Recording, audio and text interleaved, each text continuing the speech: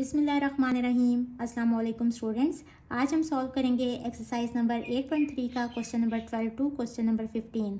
Lecture start करने से पहले मेरे चैनल को लाइक, सब्सक्राइब और शेयर ज़रूर कर दें। स्टार्ट करते हैं। Question number 12 is find the height of the building in the figure below. Figure given है और यहाँ हमने हाइट ऑफ बिल्डिंग यानी कि ये वाली लेंथ फाइंड करनी है। अब देखें, बिल्डिंग बिल्कुल स्ट्रेट होती है ना, तो ग्राउंड के साथ वो जो एंगल बनाएगी ना वो 90 डिग्री का होगा। मीन्स कि ये वाली जो ट्रायंगल है ना, ये एक राइट एंगल ट्रायंगल है। इट मीन्स कि इस ट्रायंगल के ऊपर हम ट्रिग्नोमेट्रिक रेशोज यूज़ कर सकते हैं। हमें पता है साइन थीटा इक्वल होता है परपेंडिकुलर ओवर हाइपोटेन्यूज के, कॉस थीटा इक्वल होता है बेस ओवर हाइपोटेन्यूज के, और टेन थीटा इक्वल होता है परपेंडिकुलर ओवर बेस के। अब हमें चूंकि परपेंडिकुलर चाहिए ना, इस एंगल के अपोजिट वाली साइड ये वाली, ये परपेंडिकुलर है जो कि हमने फाइंड करनी है बेसिकली हाइट ऑफ बिल्डिंग।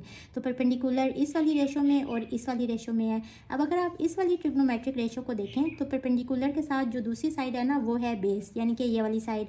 ये तो हम फाइंड कर ही नहीं सकते। लेकिन अगर आप इस वाली ट्रिग्नोमेट्रिक रेशो को देखें तो परपेंडिकुलर हमने फाइंड करना है और हाइपोटेन्यूज जो है ना वो ये वाली साइड है। तो सबसे पहले हम ये वाली ट्राइंगल लेंगे, इसमें हम ये वाली साइड फाइंड करेंगे, फिर ये वाली ट्रिग्नोमेट्रिक रेशो यूज़ करते हुए परपेंडिकुलर हमने फाइंड करना होगा। और थीटा यहाँ गिवन है 48 डिग्री और हाइपोटेन्यूज की वैल्यू यहाँ आ चुकी होगी, तो वहाँ से हम परपेंडिकुलर यानी कि हाइट ऑफ बिल्डिंग फाइंड कर लेंगे।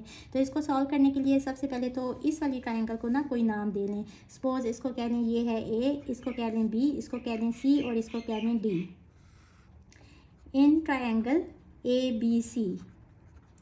अब देखें, ये साइड गिवन है और एंगल गिवन है। मींस कि यहाँ हम साइन वाला लॉ यूज़ करेंगे।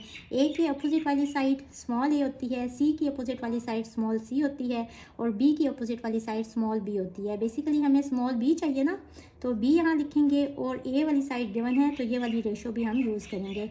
A over sine alpha equals to B over sine of beta. अब ये वाला जो एंगल है ये बीटा है, ये वाला एंगल अल्फ़ा है और ये वाला जो एंगल है ना सी वाला, ये गैमा होगा। अब हमें अल्फ़ा और बीटा चाहिए ना, यानी कि ये वाला एंगल और ये वाला चाहिए। तो सबसे पहले तो हम गैमा एंगल फाइंड करेंगे। गैमा फाइंड करने के लिए ये जो पूरा एंगल है ना, ये पूरा स्ट्रेट लाइन का एंगल हमें पता है ये 180 डिग्री के इक्वल होता है। उसमें से ये वाला एंगल माइनस करेंगे 48 डिग्री, तो गैमा एंगल इक्वल आ जाएगा 132 डिग्री के। तो ये एंगल 132 डिग्री आ गया। और यहाँ से अल्फ़ा एंगल हम किस तरह से फाइंड करेंगे, 180 में से बाकी दोनों एंगल्स माइनस कर देंगे। 180 माइनस 35 माइनस 132, तो इसका आंसर आ जाएगा 13 डिग्री। और ये सब हमने क्यों किया है, क्योंकि हमें ये वाला एंगल चाहिए अल्फ़ा।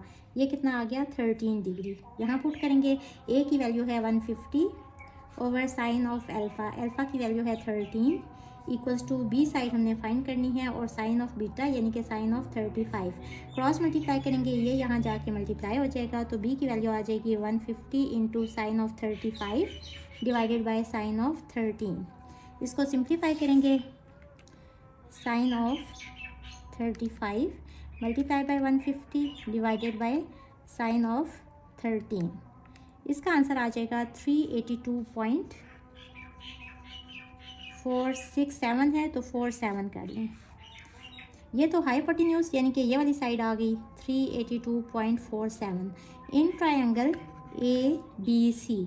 अब ये राइट एंगल ट्रायंगल है ना, तो इसमें हम ये वाली ट्रिग्नोमेट्रिक रेशो यूज़ करेंगे, साइन ऑफ 48 डिग्री। पहले तो यूँ लिख लें, परपेंडिकुलर ओवर हाइपोटेन्यूज, इसके बाद sine of 48 degree equals to perpendicular क्या है, height of building A D over hypotenuse की वैल्यू क्या है 382.47। क्रॉस मल्टीप्लाई करेंगे तो ए डी इक्वल आ जाएगा 382.47 मल्टीप्लाई बाय साइन ऑफ 48।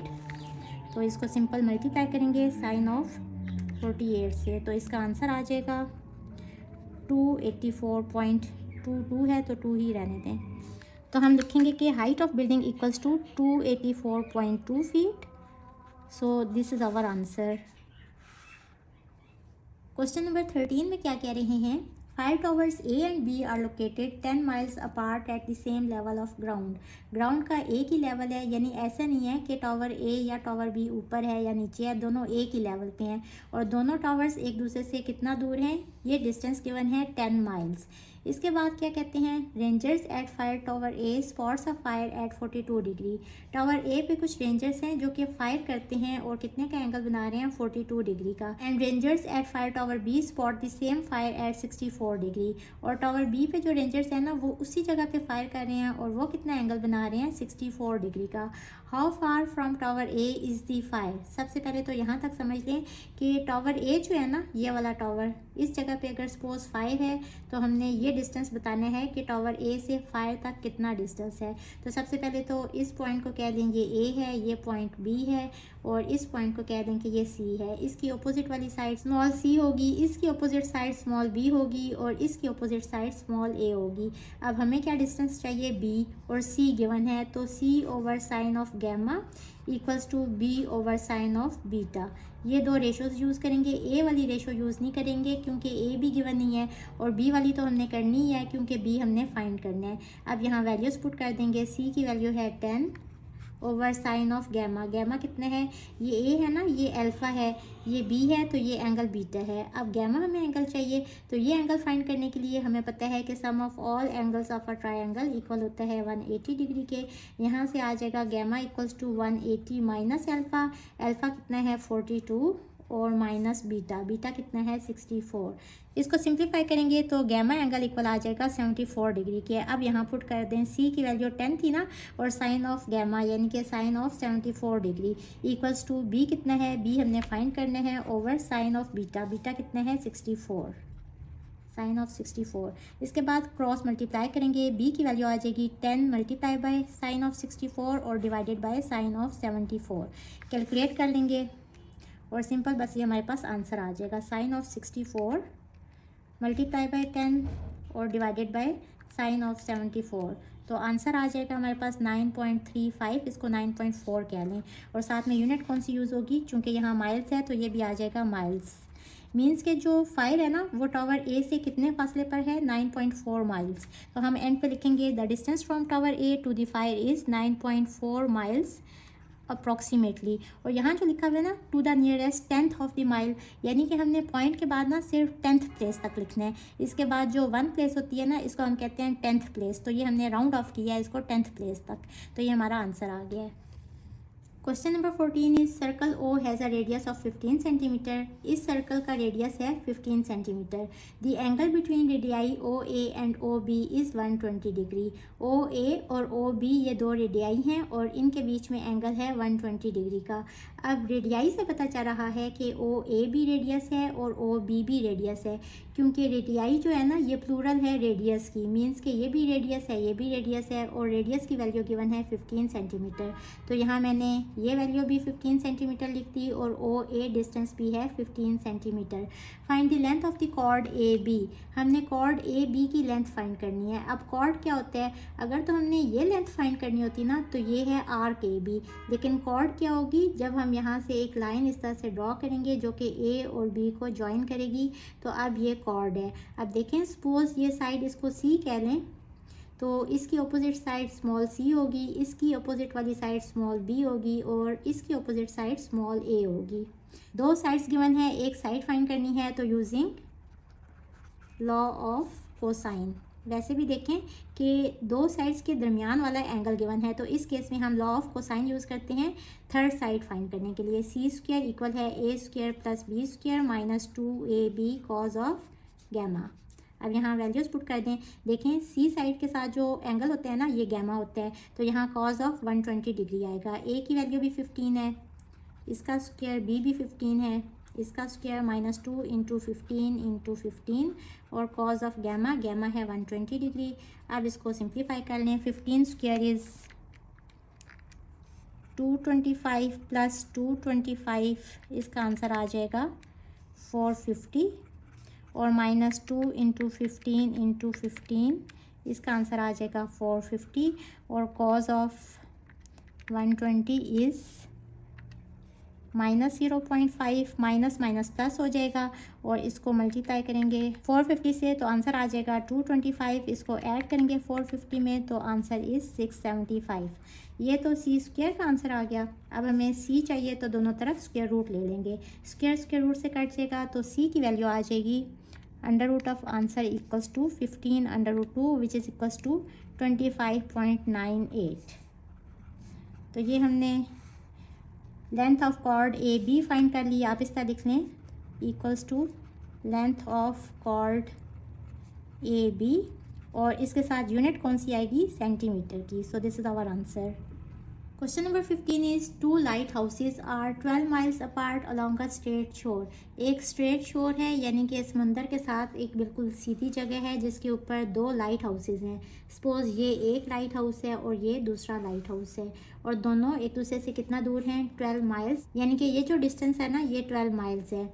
आगे क्या लिखा हुआ है, a ship is 15 miles from one lighthouse and 20 miles from the other. Suppose एक शिप है जो कि इस जगह पर है और ये इस वाले लाइट हाउस से कितना दूर है, ये वाला डिस्टेंस ज़्यादा है तो इसको कह रहे हैं 20 माइल्स, और इस डिस्टेंस को कह रहे हैं कि ये है 15 माइल्स। ये गिवन है ना कि शिप जो है ये 15 माइल्स है from one lighthouse and 20 miles from the other. Find to the nearest degree. अब जो आंसर आएगा ना उसको हमने राउंड ऑफ करना है और डिग्रीज में बताना है, पॉइंट्स में नहीं बताना। The measure of the angle between the line of sight from the ship to each lighthouse, यानी कि अब शिप यहाँ है, यहाँ से लाइन ऑफ साइट कौन सी बनती है, यानी कि यहाँ देखें और यहाँ देखें, टावर ए की तरफ और टावर बी की तरफ। तो ये जो एंगल है ना बेसिकली ये हमने फाइंड करना है। इस पॉइंट को ए कह लें, इसको बी कह लें, इसको सी कह लें। यहाँ जो एंगल है ये गैमा है, यहाँ एंगल अल्फ़ा होगा और यहाँ एंगल बीटा होगा। इसकी अपोजिट साइड स्मॉल सी होगी, इसकी अपोजिट साइड स्मॉल बी होगी और इसकी अपोजिट साइड स्मॉल ए होगी। अब देखें तीनों साइड्स गिवन है, 15 माइल्स है ए साइड, बी है 20 माइल्स और सी है 12 माइल्स। साइड्स गिवन है तो हम लॉ ऑफ कोसाइंस यूज़ करेंगे, यूजिंग लॉ ऑफ कोसाइन। और कौन से वाला यूज़ करेंगे, हमने गैमा एंगल फाइंड करना है ना, तो कॉज ऑफ गैमा जहाँ आए इसके अपोजिट कौन सी साइड होती है, सी। तो C square equals to A square plus B square minus 2ab cos of gamma. Cos of gamma equals to कर लें A square plus B square, ये साइड इस साइड पे आती है, ये साइड यहाँ जाएगी तो माइनस सी स्क्वायर हो जाएगा। और अगले स्टेप में इसके साथ ये भी है ना, ये इधर होगा, ये यहाँ आके डिवाइड हो जाएगा। अब यहाँ वैल्यूज पुट कर दें, ए की वैल्यू क्या है 15, तो इसका स्क्वायर प्लस बी की वैल्यू क्या है 20, इसका स्क्वायर और माइनस सी स्क्वायर यानी कि 12 का स्क्वायर, और डिवाइडेड बाई 2 इंटू ए की वैल्यू क्या है 15 और बी की वैल्यू क्या है 20। इसको सिंप्लीफाई करेंगे, cos of gamma equals to 15 square plus 20 square और माइनस 12 स्क्वायर। इसका आंसर आ जाएगा 481, और नीचे क्या आएगा 2 इंटू 15 इंटू 20 600।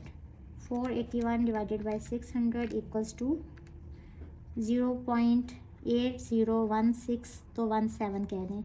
ये तो आ गया कॉज ऑफ गैमा, और gamma equals to cos inverse of 0.8017, shift cos और answer. So the answer is 36.71, तो 7 डिग्री कह रहे हैं। अब हमने राउंड ऑफ करना है ना कि find the answer to the nearest degrees. इसका मतलब ये है कि इसको हमने राउंड ऑफ करना है, तो हम लिखेंगे the angle between the lines of sight from the ship to each lighthouse. ये टावर नहीं थे, ये लाइट हाउसेस थे।